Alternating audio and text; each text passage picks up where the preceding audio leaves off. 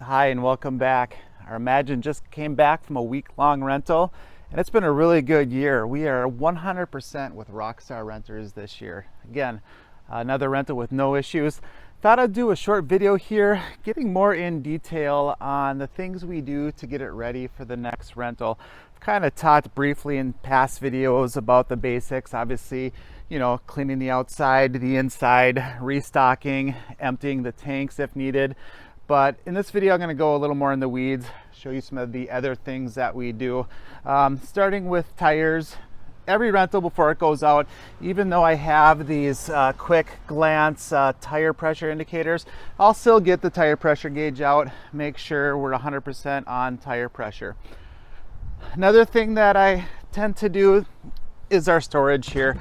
I kind of got a specific way I like everything packaged up, and I don't expect the renters to bring it back exactly how it went out, but I'll take everything out and kind of reorganize it, restack it. A lot of times you'll have to take the outdoor rug out. Sometimes it can get dirty, clean that off. So there's a little bit of work with the storage. Our last renter took this up to northern Minnesota, so there's a lot of bugs on the front cap. I'll spend some time scrubbing that.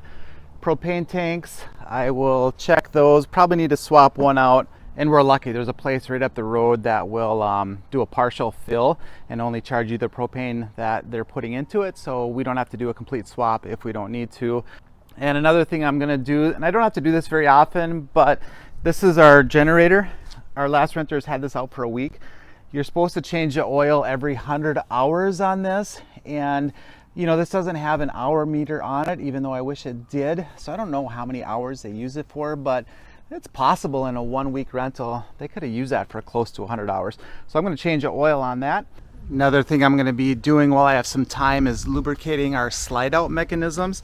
So we have a Schwintek system, and I've never done this before, but the research I've done online is you need to get some CRC with PTFE.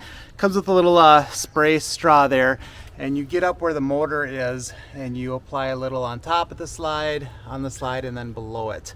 I do that on the outside and the inside. So we're gonna go ahead and take care of that. And I think I'm also gonna take like a toothbrush and just clean out all these grooves so everything is nice, clean, and working smooth.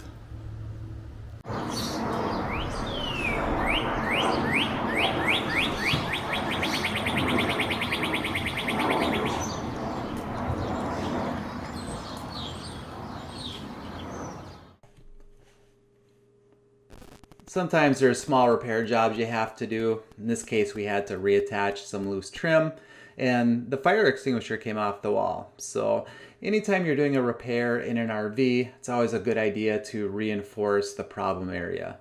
In this case, installing some wall anchors did the trick. And the last thing I'm going to do is get some grease and service the axles. Last year I had the dealer do this. This year I'm going to do it myself. These hubs have a Zyrtec fitting on it, so it's really easy to put new grease and get the old stuff out. You can do it while the hub and everything is still intact.